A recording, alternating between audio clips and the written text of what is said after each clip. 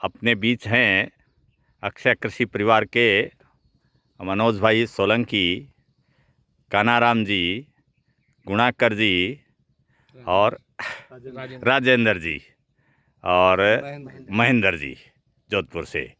तो इन सब के अनुभव भी हम सुनेंगे।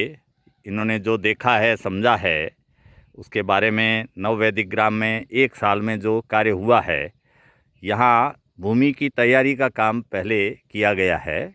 एकदम ज़मीन कमज़ोर थी, कमज़ोर से कमज़ोर ज़मीन जिसको कह सकते हैं, वो कमज़ोर ज़मीन थी। पिछले 1 साल में जीवामृत, गोबर का घोल, मींगनी की खाद, गोबर की खाद, ये सारी चीज़ें डाल के और तैयार की है। अभी इन फसलों को देखकर आपका क्या आंकलन है मनोज भाई?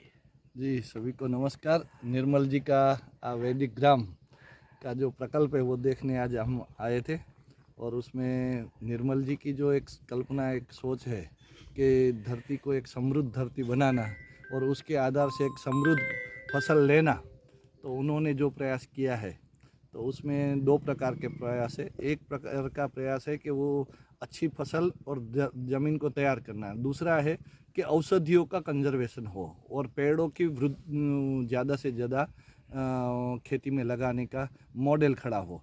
तो ये 3 बिंदु के ऊपर उसका जो रुचि है, उस रुचि को लेके ये जो निर्माण के में आगे बढ़े हैं। 1 साल का काम हमने देखा, तो यहाँ हम देख रहे हैं कि एरंडी और बाजरी, ज्वार जो उसने लगाई थी, और गवार भी है। तो ये सब विशेष तौर पे कहीं न कहीं सब्जी का लगाया है, नेपियर घास भी लगाया है। तो ये सब में जहाँ-जहाँ उसने अपनी सोच के हिसाब से गोबर का जिस तरीके से प्रयोग किया है, वो प्रयोग हमें सीधा दिखता है कि वो एक पहले ही साल में जो प्रयोग है वो सफल प्रयोग है।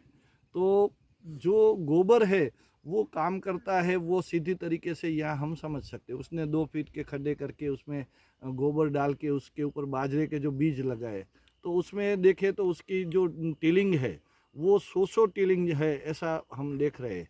तो उसी तरह उसने नेपियर में भी जो गोबर डाल के जो नेपियर लगाया, तो एकदम उसका ब्रांचिस निकला हुआ है। तो उस तरीके से उसने कई प्रयोग छोटे बड़े किए हैं। अभी उसका काम प्रारंभ ही हुआ है। तो प्रारंभिक स्टेज में जो उसने प्रयास किए हैं, वो वास्तव में एक परिणामलक्षी हमें तो दिख रहे हैं। और आगे जाके उसकी जो कल्पना है, ये फार्म कैसा होना चाहिए, किसान की प्राकृतिक कृषि किसानों को मॉडल के तरीके से कैसे दिखा सकते हैं, उसकी जो कल्पना है, तो हम उसको शुभकामना देते हैं कि ये जो उसकी कल्पना है उसमें जल्दी से जल्दी वो आगे बढ़े और उसमें काफ़ी सफलता मिले। हमारी ओर से आपको बहुत बहुत बधाई, शुभकामनाएं।